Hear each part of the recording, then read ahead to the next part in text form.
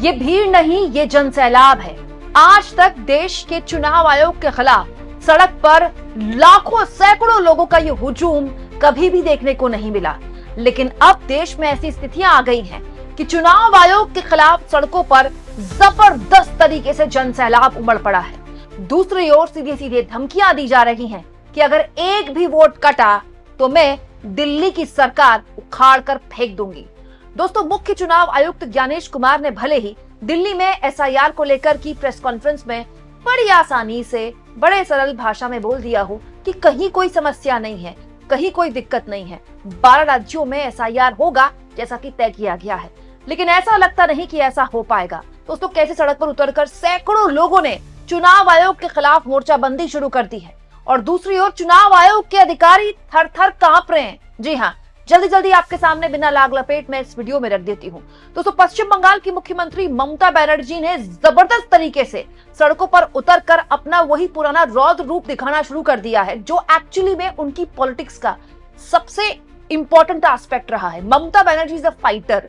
उनकी पहचान ही यही रही, जब वो विपक्ष में थी और जब वो सत्ता में, वो सड़क का साथ नहीं छोड़ती और इस बार एक बार फिर वो सड़क पर उतरी है। लेकिन इस बार दोस्तों, उनका जो मोर्चाबंदी है वो केवल सरकार के खिलाफ, मोदी सरकार के खिलाफ नहीं, चुनाव आयोग के खिलाफ भी है।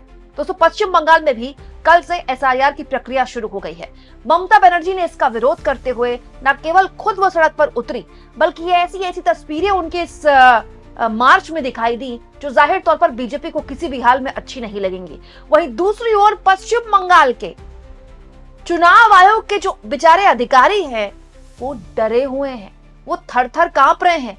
हालत ये हो गई है कि वो पुलिस के पास जाकर प्रोटेक्शन मांग रहे हैं, लेकिन वहां से भी उनको डर लग रहा है क्योंकि उनको लगता है कि पुलिस भी उनको प्रोटेक्ट नहीं कर पाएगी। तो मैंने आपको बिहार के एसआईआर के वक्त ही बताया था कि असली लड़ाई एसआईआर की जो होने वाली है पश्चिम बंगाल में होने वाली है।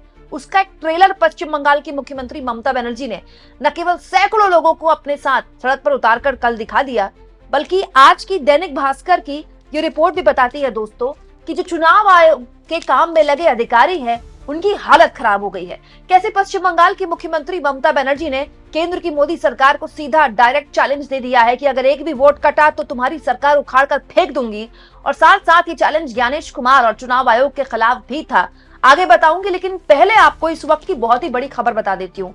दोस्तों, दरअसल पश्चिम बंगाल की मुख्यमंत्री ममता बनर्जी और उनका पूरा का पूरा प्रशासन एसआईआर को लेकर पहले से ही काफी सजग था और ममता बनर्जी तो लगातार इसको लेकर बातचीत करी, लगातार इसको लेकर बयान दे रही हैं और बहुत ही एग्रेसिवली उनका पूरा का पूरा आप कह सकते हैं सरकार इस पर बयानबाजी कर रही थी। और क्योंकि 4 तारीख से एसआईआर की शुरुआत हो गई है तो दैनिक भास्कर ने आज के पहले पन्ने पर दोस्तों ये बहुत ही हैरान करने वाली खबर छापी है। ग्राउंड रिपोर्ट के आधार पर दैनिक भास्कर ने लिखा है कि बीएलओ पश्चिम बंगाल के बूथ लेवल ऑफिसर जो कि चुनाव आयोग अपॉइंट करता है वो डरे हुए हैं और इस बात पर डरे हुए हैं कि टीएमसी के कार्यकर्ताओं ने हर बीएलओ के पीछे अपने कार्यकर्ता लगा दिए हैं और साफ तौर पर कह दिया कि एक भी नाम कटा तो देख लेना। और ये डर उसको केवल टीएमसी से नहीं है, ये डर उसको बीजेपी से भी है क्योंकि टीएमसी चाहती है कि किसी का भी नाम ना कटे। वहीं दूसरी ओर इस खबर के हिसाब से बीजेपी जो है वो दबाव बना रही है कि अल्पसंख्यक वोटर्स हैं उनको निशाने पर जितना हो सके उनको रडार पर लिया जाए। दोस्तों, इस खबर में क्या है इसका जल्दी से मैं समरी आपके सामने में रख देती हूँ। दरअसल 94,000 बूथ लेवल ऑफिसर्स इस वक्त पश्चिम बंगाल में अपॉइंट किए गए जो कि खौफ में हैं, डरे हुए हैं। दोस्तों, बीएलओ यूनाइटेड फोरम के महासचिव स्वप्न मंडल ने कहा है कि राजनीतिक संरक्षण वाले अपराधी बीएलओ को धमका रहे हैं और इसको लेकर जो मुख्य चुनाव अधिकारी है पिछले हफ्ते उनसे सुरक्षा भी मांगी गई। और दरअसल दोस्तों होता गया बीएलओ को सुरक्षा देने का जो काम है वो पुलिस का है। लेकिन दोस्तों यहाँ पर दिक्कत ये है, जो बीएलओ कह रहे हैं आर्टिकल में जो लिखा हुआ है वो ये कह रहे हैं कि हम पुलिस के पास जाएं तो भी पुलिस भी दबाव में है। क्यों? क्योंकि पुलिस जाहिर तौर पर जो स्थानीय नेता हैं, प्रभावशाली लोग हैं, उनके दबाव में आती है, तो पुलिस भी एक तरह से मूक दर्शक बनी हुई है। दोस्तों, इसी खबर में लिखा है कि टीएमसी वाले चाहते हैं कि कोई नाम ना कटे, जबकि भाजपाई हर संदिग्ध खासकर अल्पसंख्यक वोटरों के नाम काटने का दबाव बढ़ा रहे हैं। हम हर पल खतरे में काम कर रहे हैं। भाजपा नेता शुभेंदु अधिकारी ने तो गड़बड़ी पर बीएलओ को जेल भेजने की धमकी भी दे दी। शुभेंदु अधिकारी जिन्होंने ममता बनर्जी को चुनाव में हराया था। तो मतलब आप कह सकते हैं पश्चिम बंगाल में केवल टीएमसी चुनाव आयोग के पीछे नहीं पड़ी है, भाजपा भी चुनाव आयोग के पीछे पड़ी है और चुनाव आयोग के जो अधिकारी हैं वो खौफ के साए में जी रहे हैं। स्थितियां यहां तक आ गई हैं दोस्तों कि ममता बनर्जी के भतीजे अभिषेक बनर्जी, जो इस मार्च में भी ममता बनर्जी के साथ दिखाई दे रहे थे, उन्होंने तो ये तक कह दिया है कि साए की तरह, जैसे एक शैडो होती है ना, परछाई होती है, परछाई की तरह हर बीएलओ के पीछे टीएमसी का कार्यकर्ता खड़ा हो। मतलब आप सोचिए, ये भी बताता है कि किस लेवल पर जो संगठन है वो जमीन से जुड़ा हो सकता है और इसमें कोई सानी नहीं है। टीएमसी का संगठनात्मक जो ताकत है वो अकूत है, हद से ज्यादा। यही वजह है कि ममता बनर्जी को लेकर जो नाराजगी है वो बार बार चुनाव में उससे पाट पा लेती, क्योंकि उनका संगठन बेजोड़ है। और यहां आप देखिए, बीएलओ के पीछे कह दिया गया है कि किसी भी हाल में बीएलओ को अकेला नहीं छोड़ना है। जो टीएमसी के कार्यकर्ता हैं, जो उनके काम करने वाले लोग हैं, वो पीएलओ के पीछे रहे हमेशा। वही दूसरी ओर कांग्रेस ने इस पूरे मुद्दे को लेकर ऑल पार्टी मीटिंग बुलाने का फैसला लिया है। वही मैं आपको परसों ये खबर दिखा चुकी हूँ, सबसे पहले मैंने ही आपके सामने खबर रखी थी दोस्तों कि एसआईआर को लेकर तमिलनाडु में भी ऑल पार्टी मीटिंग बुलाई गई थी। 44 पार्टियों ने इसमें हिस्सा लिया था। सभी ने इस बात पर सहमति जाहिर की थी कि हम सुप्रीम कोर्ट जाएंगे। केरला की विधानसभा में एसआईआर के विरोध में प्रस्ताव पास हो चुका है और अब ममता बनर्जी ने तो मार्च निकालकर एक तरह से यलगार कर दिया। केवल यलगार वो मार्च के जरिए नहीं कर रहे थे, उसके बाद उन्होंने एक जबरदस्त तरीके से भाषण दिया। और दोस्तों, भाषण में ममता बनर्जी ने कहा कि वो 7 बार सांसद रह चुकी हैं, 3 बार वो सीएम के पद की शपथ ले चुकी है और 4 बार वो केंद्रीय मंत्री रह चुकी हैं और अब उनसे कहा जा रहा है कि वो नागरिकता साबित करें। तो बहुत ही अग्रेसिवली ममता बनर्जी भाषण दे रही थी। आधार कार्ड के मुद्दे पर उन्होंने कहा कि आधार कार्ड बनवाया, फिर मजदूर कार्ड बनवाया, फिर राशन कार्ड बनवाया, फिर बोला पैन कार्ड से आधार कार्ड डालो, बैंक अकाउंट आप खोल नहीं सकते अगर आपका पैन और आधार लिंक नहीं है तो, और आप कह रहे हैं कि आधार मान्य नहीं होगा।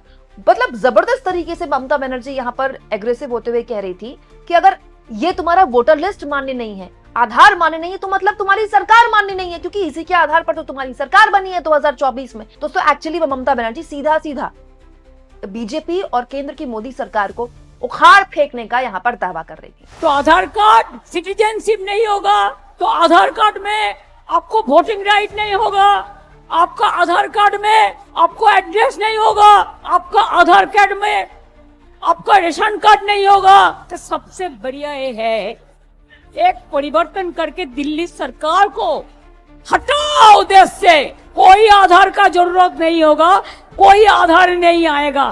कितना कार्ड बनाओगे? Ration card, health card, pan card, Aadhaar card, certificate, caste certificate, किसान कार्ड, मजदूर कार्ड, तो बाकी क्या रह गया?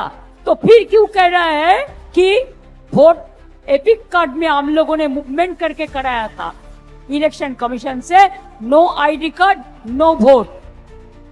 इतना दिन 24 साल में आप जो जीता, कौन वोट लेके जीता? कौन वोटर लिस्ट लेके जीता? बीजेपी सरकार। अगर ये लिस्ट झूठा है तो आपका सरकार भी झूठा है। अगर ये लिस्ट झूठा है तो आप लोगों का कुर्सी भी झूठा है। करते लूट बोलते झूठ, करते लूट बोलते झूठ। पॉइंट ये है दोस्तों कि पश्चिम बंगाल में हाल के दिनों में बहुत सी आत्महत्याएं हुई हैं। टीएमसी ने इसको एसआईआर से जोड़ दिया है। उनका कहना है कि लगातार जो संदिग्ध परिस्थितियों में लोग आत्महत्या कर रहे हैं, दरअसल वो लोग डरे हुए हैं इस बात पर कि कहीं उनको बांग्लादेश ना भेज दिया जाए। दोस्तों, इस तरह की बात पश्चिम बंगाल में टीएमसी बोल रही है, जबकि बीजेपी कह रही है कि ये बेमतलब की बात है और ये जो घटनाएं ये अलग है, इसका एसआईआर से कोई मतलब नहीं है। अब जो भी हो दोस्तों, ये बात सही है कि जो असली लड़ाई एसआईआर की है वो पश्चिम बंगाल में देखने को मिल रही है। अच्छा, ये बड़ी दिलचस्प बात ममता बनर्जी ने कल अपने भाषण में भी बोली कि असम में, जहां एक्चुअली में एसआईआर होना चाहिए, सबसे जरूरी, मतलब असम दोस्तों सबसे ज्यादा वहां पर घुसपैठियों की समस्या है और मतलब बहुत लॉजिक समस्या है। ऐसा नहीं है कि कोई दावा है, सालों से रही है। उसका बॉर्डर लगता है असम का तो बांग्लादेश से। लेकिन अजीब बात देखिए, असम में एसआईआर ही नहीं हो रहा। और इस बात को ममता बनर्जी ने भी अपने मार्च में बोला, अपने भाषण में बोला कि जहां होना चाहिए वहां तो आप कर नहीं रहे हैं और यहां आप एसआईआर के नाम पर डर दिखाकर लोगों को मजबूर कर रहे हैं, उनको ये कह रहे हैं कि आपका नाम हटवा दिया जाएगा। ये किसी हाल में होने वाला नहीं है और ये लड़ाई जो है ममता बनर्जी ने अब सड़क पर उतार दी है। तो बिहार में एसआईआर मुद्दा बन पाया नहीं बन पाया वो अलग बात है, लेकिन ममता बनर्जी हर हाल में चाहेंगे कि एसआईआर पश्चिम बंगाल में मुद्दा बने। उनके खिलाफ जो एंटी इनकम्बेंसी है, इससे मुद्दों में ध्यान भटकाने में उनको फायदा होगा। 2, ये एसआईआर का मुद्दा उन्होंने बंगाली अस्मिता से जोड़ दिया है कि ये हमको बाहरी बोल रहे हैं, हम बंगाल के लोग। और बंगाली अस्मिता मतलब बंगाली अस्मिता किसी भी देश के दूसरे राज्य की अस्मिता से कहीं ज्यादा राजनीतिक तौर पर प्रभावी रही है। ये हमने बार बार देखा है, आज नहीं हमेशा देखा है। आप इस मुद्दे पर क्या सोचते हैं दोस्तों, कमेंट बॉक्स में जरूर लिखें और जितना हो सके चैनल को शेयर भी करें, सब्सक्राइब भी करें और थैंक्स और ज्वाइन के ऑप्शन से दोस्तों अगर आप चाहें तो कुछ आर्थिक मदद भी चैनल की जरूर करें।